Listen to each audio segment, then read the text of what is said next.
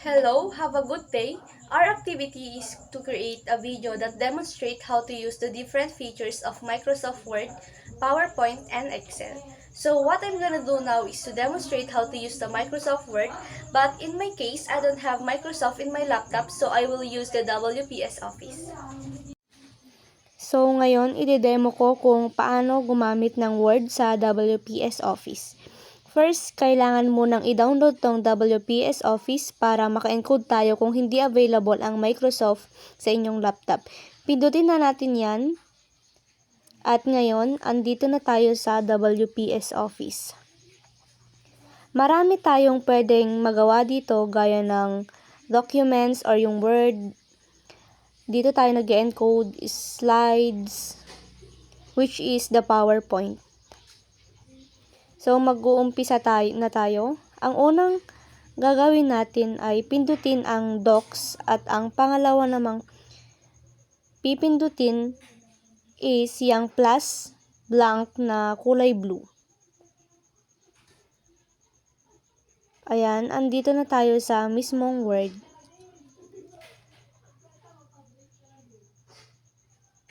So, ito yung font. Mamili ka kung anong gusto mong font. Times New Roman kasi ito yung common at pang formal. At dito, sa kabila niya, ito yung font size. Mamili ka lang dyan kung gaano kaliit, kalaki ang gusto mo. At yung kabila niya, yung A plus at A minus na nakalagay. Kapag A plus, lalaki yung font at yung A minus naman yung magpapaliit. Ito, kung gusto mong i-bold, italicize, underline. Ito naman, kung gusto mong naka-align left, center, align right, justify, at dito sa bandang home. Punta naman tayo sa insert kung gusto mong mag-insert ng tables, picture. Dito sa page layout naman, dito mo makikita kung anong mga size yung margin, normal, yung size kung anong gusto mong size ng bond paper. A4, A3, cover page, page borders, page color, watermark.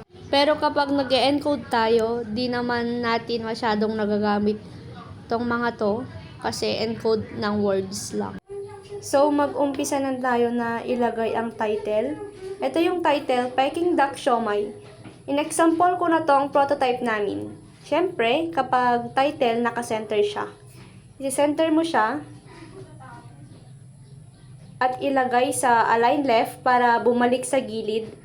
At dyan na pwede na i-encode ang mga nilalaman or mga words na gusto mong i-encode.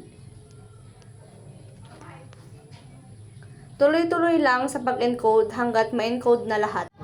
At kung gusto mo naman maglagay ng pictures, punta ka lang sa insert, sa picture, at from file, kasi andyan yung mga pictures. Punta ka lang dyan sa desktop or kahit saan, kung saan mo nilagay yung mga pictures na gusto mong ilagay. Yan, double tap lang. At i-adjust mo na yan kung gaano kalaki mo gusto or gaano kaliit.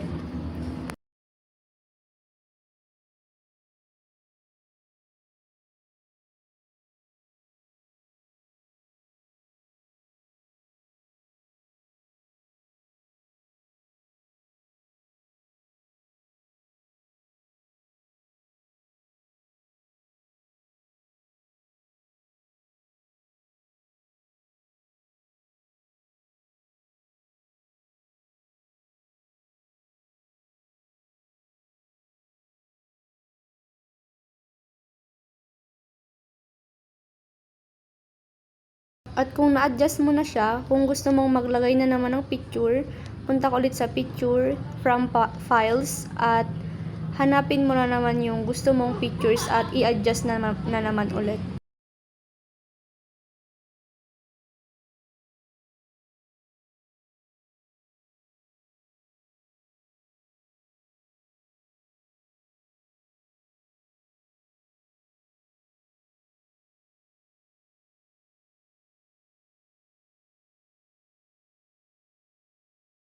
At kapag naayos mo na yung mga pictures, isave mo na siya. Ilagay mo yung title para mabilis mong mahanapan yung file. I-save. Then, okay na kapag. At kapag na-save mo na siya, magiging ganito na pag i-open mo. I-check mo na lang lahat ng mga font size.